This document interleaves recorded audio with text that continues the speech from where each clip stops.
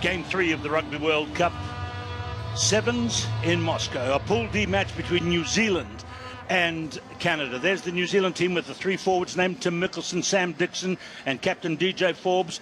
The main features are Lotte Rakambula and Tomasi Thama, the veteran players, in the mix and match that Coach Gordon Titchens starts here at this tournament. They will come off the bench. There's the Canadian team. Well, the Canadian team in their squad here, they've got 8 World Tour regulars from this season. But in the starting 7, 3 players have come from 15-a-side rugby. We'll see if that has any effect, having played in Tokyo just a fortnight ago in the Pacific Nations Cup. Here they come, the two teams in the white. It's Canada in the black, the All Black, the New Zealand team. Keith really looking forward to this one. The Canadian side is a team that traditionally New Zealand have struggled with. And they want to put it to bed early this game. They want to get on top. They want to use the ball and quicken up the pace. As you said, a lot of the teams, a lot of players in this Canadian team have come from 15-a-side. So maybe that's what Gordon Titchens has picked, the squad, fast squad. We look to exploit that. And look to Lotte Rakambula, one of the New Zealand players, smiling and rubbing his hands together in glee. He's coming off the bench in this first one, but looks like he's set to enjoy himself. The referee for this game is Marius van der Westhuizen of South Africa. It's game 3 of the Rugby World Cup. And there is the man in the centre, is the New Zealand coach, Gordon Titchens. The first time we've seen him as a knight. He is now knighted by Her Majesty, the Queen Elizabeth II, Sir Gordon Titchens. New Zealand straight away too, Keith, looking for the split kick-off. So the Canadians are trying to readjust here. So the man with the ball is Gillies Kaka. As New Zealand, many people picking them as one of the favourites here. They have won the World Series this year, which is the Grand Prix style tour, which goes around 9 cities throughout the world. And there is Gillies, got the message of the sort of key points for him, the bullet points perhaps, and the memories of the people back home on his wrist before this tournament begins. And that's the short kick-off. Not a good start by New Zealand. It's got to go 10 metres. And so the ball is handed over to Canada. Some very fine players on the Canadian side, of course. So we look to see how they go. Carl Tanana was with me. Do you think, you've commentated in that Pacific Nations tournament, Carl, do you think the fact that there's 15-a-side rugby will affect 7-a-side tactics and style? Oh, yes, indeed. They'll try to use their physical approach. Won't the Canadians really target their breakdown? And here they go with the raid down the left-hand side of the field. They'll look for Nate Hirayama. There he is there. He's a very dangerous player. And a kick through here by Sean Duke. We'll also look for Duke. There he is, one of the most dangerous players really in the game, and a big chance for Canada. He's been playing in there on the tour for them in Sevens rugby for about 5 seasons now. So look for him, perhaps the speediest guy in the Canadian team. He's a big unit too with Sean Duke, but now New Zealand will really want to get a solid platform here with their forwards, and Gillies Kaka there with ball, and him want to get it out quickly. Kaka gets it away into the backs. Baker, Stowers, and out wide to Peter Aki. Oh, lovely burst to the outside by Aki, and he's going to have a go in his own. He fires it in field to Baker. Look for the smile of Kurt Baker when he scores, as he does so in the very first minute of the game. New Zealand go onto the board with a try for Kurt Baker. Oh, great work there from Peter Aki down their far side of the field. He backs and pace. He goes on the outside of Kieran Hearn, I think it was, in the impasse, and Kurt Baker, well, he's ever present, scores a lot of tries backing up, and he gets the first one for New Zealand. And their account is open in 2013 in this World Cup. So many people would say the pass was high, but of course, if you pass the ball in front of a person's face, they've got a great chance of catching it because it's right there in their vision. And so Baker pulled it down beautifully, put it down under the post. The conversion is over, and it's New Zealand 7, Canada 0. And the secret there too, Keith, was when Sean Stowers got the ball, he took it forward with urgency, drew in 2 defenders, and that's what created a space for Peter Aki. Well, Peter Aki, number 1, is certainly one player worth watching. He's only had 2 tournaments on the IRB circuit as the kickoff goes to Big John Moonlight for Canada. He's number 4. And There is Duke. Where's the bounce going on this one for Canada? It's gone to Baker. It's Baker versus Duke. We've got a Knight on the sideline and a Duke on the field in this one.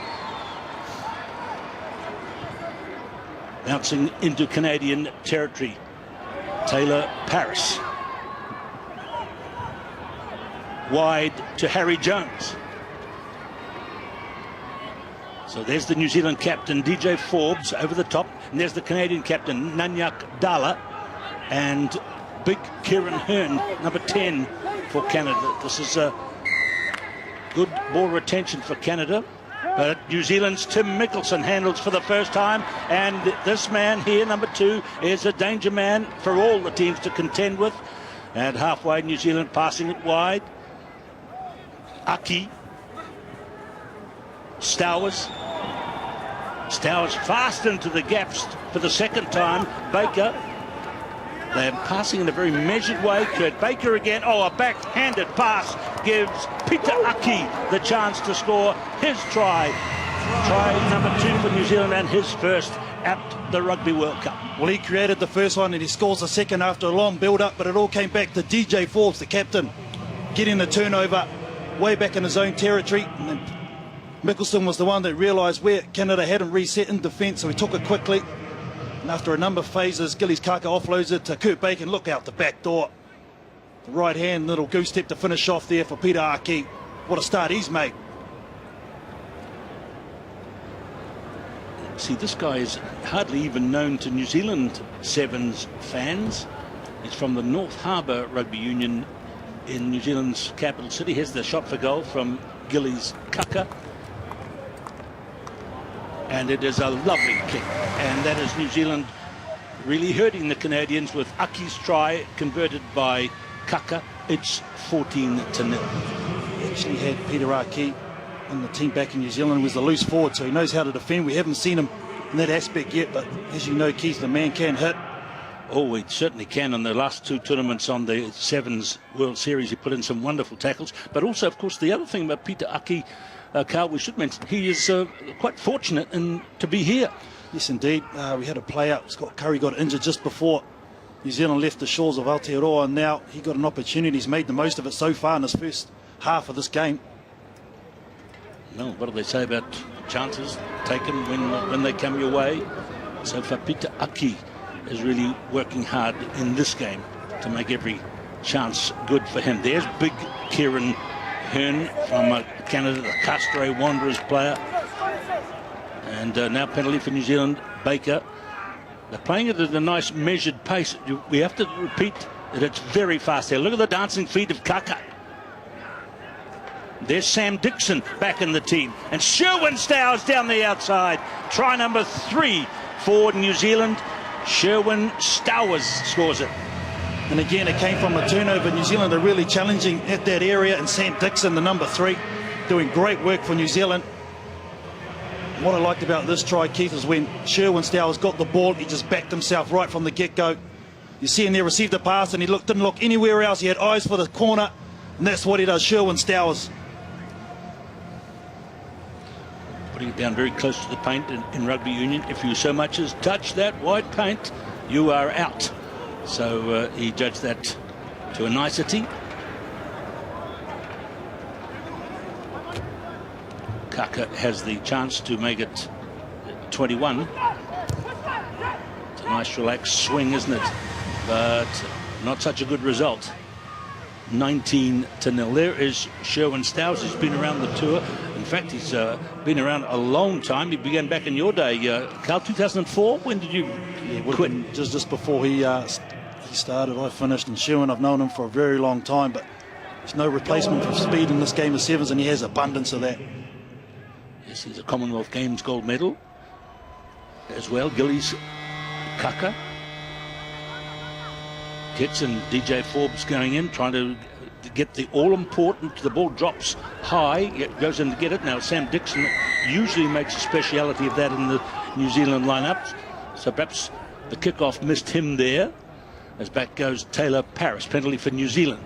They just haven't had any of the ball. The Canadians have done a lot of tackling. It's the turnovers again. DJ Forbes, second time in this half, creating havoc in that area, and they're just going to take their time and set it up and try and manipulate the defence.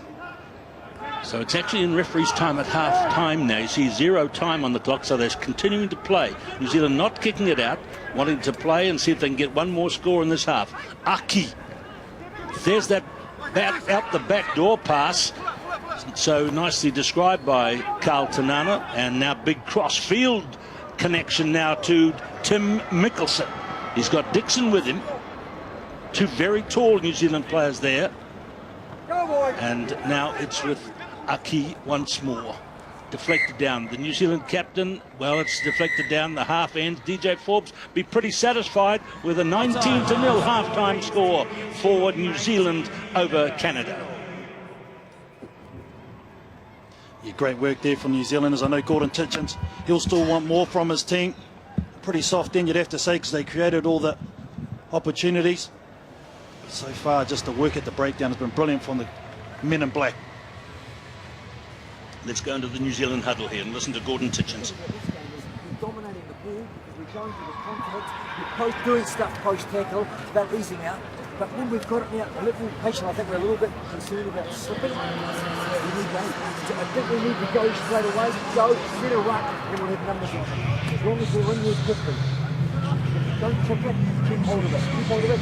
Get someone in the pocket, they're leaving guys quite lazy out here, so we can actually run a hole now.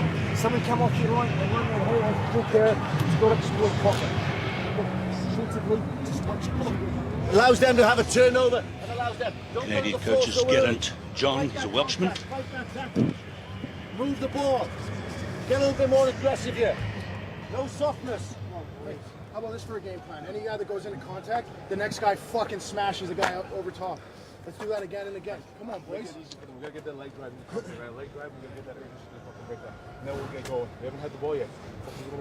We've got to get on the board here, really. Yeah, let's go. Let's go. Let's go. Let's go. We're so fucking still here. Nice test of character. Let's do it. 10 on 3. 1, 2, 3. Let's go. Here we go, bro.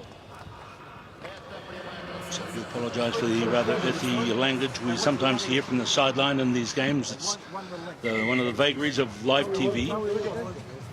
It's the New Zealand team 19 points to 0. So the reserves go back to the sideline and into the shady side of the stadium here. Just a couple of days ago, the temperatures soared well into the 30s. It'll be the same today.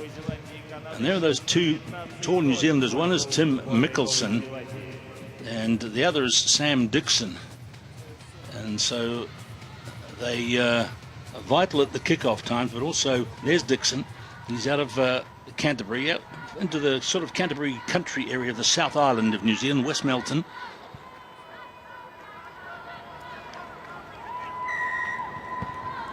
The second half, Kieran Hearn from Canada in the white, kicking off against New Zealand, who are leading by 19-0. Oh, an awkward fall there for Mickelson. There'll be he fell awkwardly and had stayed down, but is getting up slowly. Injuries to any players in any team at this early stage of the tournament will be watched closely. He's back in and running, but here comes Canada with their best chance. Very good tackle. Harry Jones caught, and now it's with Hirayama. This is Canada beginning strongly in the second half. Forbes for New Zealand secured it. Bounces off the shoulder of Dixon. It's right near the goal line. A good chance for Canada here. The referee, Van der Westhuizen of South Africa. And here comes the first try. It's a try. Team Canada. Great work there from Canada, right from the kickoff, hustling, and they needed to be the first scorers in the second half, you'd have to say, to keep them in with a chance. And just here, loose pass there, Sam Dixon not ready for it from his captain. This try scored. And in the end, the number 11, Harry Jones, gets Canada's account open. Been a big month for the Canadian family of the Joneses, with Harry's twin brother in the Canadian team in the Junior World Cup Trophy Series in Chile. The kick has missed, a try for Jones, so Canada starts strongly, 19-5. Harry Jones, the try scorer. So the score is New Zealand 19, Canada 5.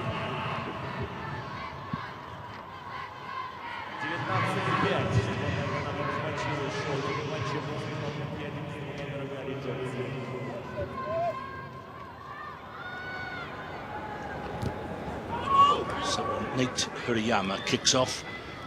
There's 1-1 by Canada on the kickoff. Well judged back on their side. And that's a penalty for New Zealand.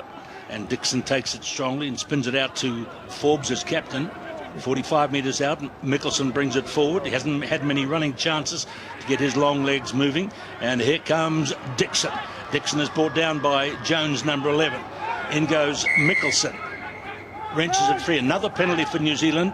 The pressure keeps coming with the New Zealand team. A wide pass, and it's Stowers who dives in. Well, they'll check and see if that's a try. Remember, if they touch the corner flag, that doesn't come into it. Carl, what's your verdict? No, it's try time. I think it's been given there. Keith, Sherwin Stowers controlling his body. He always knew he had the speed. But Tim Mickelson, so integral. He's the one, again, who got the turnover from the tackle ball, the long pass, and we'll see it here. Just jogs. Nothing wrong with that. So let's have a look. Oh, look at that. He actually, body was outside the field of play. And he put the ball down on the inside. Remember, if he touches the ground outside, then it's out. But that's a try awarded to New Zealand for Sherwin Stowers, his second. Kaka with the conversion attempt. A beautiful kick, just wide, 24-5. Let's look at this again. See, Sherwin Stowers puts his body on the outside, right hands down, just before the left. That's beautiful work there in the truck, boys. That's amazing shot there, to see him throw his body outside the field of play but keep the ball and one arm in. Great work by our Russian crew here, most adept and professional in the football game, and the game of bandy I've played here in Moscow, of course, but learning about rugby all the time, and away to a fantastic start here on day one of the Rugby World Cup Sevens. So into the field of play comes one of the most experienced players for Canada off the bench, Phil Mack. That's him, number 7. So changes coming up off the bench. Mack, Duke, Jones. 24-5, less than 3 minutes to go in the game. Well, is it Kaka from New Zealand hobbling away? There might be some trouble in the injuries camp for New Zealand. I can see 6 players away to the right. He's sweeping but coming back into play at the top of the picture. And now Nanyak Dalla for Canada. Away he goes, and the try is scored. So a couple of gaps appearing in the New Zealand team as Canada scored their second try. Yeah, great work there from Nanyak Dalla. Outstanding, just goes on the outside.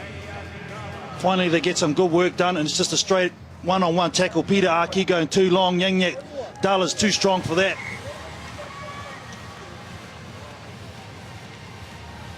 The Canadian captain scores. Conversion by Hirayama. So that's a good total. Now, Carl, you'll have to explain to our viewers about the value of the side losing the game but scoring points as Dalla goes to the sideline. Yes, indeed. We've got the winners of each pool going through, and the next best 2 will make the quarterfinal. So still a lot on here for Canada. By no means are they out. They've got to keep scoring points, and they're 12 behind New Zealand. It hasn't been a perfect performance by New Zealand in any stretch of the imagination. We've got Mike Fulafau on the field of play at the moment, and scrum this time for Canada. There he is, for Alafau. A number of changes also for New Zealand, Keith. First opportunity to look at Waisaki Naholo on the wing, flying Fijian. And the pink boots, I'm sure New Zealand, they'll be on defence now, but the Canadians, if they score here, it's still a bit of time here, Keith. Yeah, here they go. Mack has made a bit of a difference since coming in. Hirayama into the midfield. Now getting it out wide to Taylor Paris. And Lucas Hammond is on, away to Taylor Paris again. Here they come through the midfield now to John Moonlight. He's a big, powerful runner. And New Zealand are just scrambling in defence here. Oh, it's gone to Mickelson, and now away to Kaka, and now trouble for Canada's hopes as Gillies Kaka. He was struggling a bit with a bit of a bump just seconds ago, and now scores a try at the other end.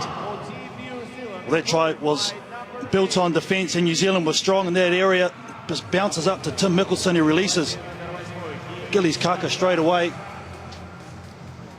80-metre canter for Gillies Kaka. There's the great work done by Mickelson. Just watch Gillies Kaka put the hammer down, little left-hand fend.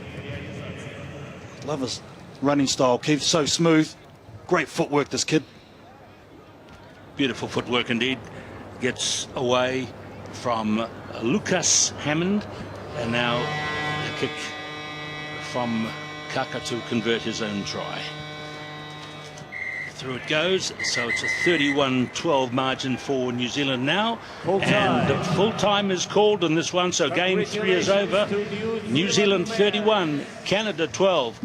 Winners so far, Western Samoa, Kenya and New Zealand, here on day 1 of the Rugby World Cup Sevens in Moscow.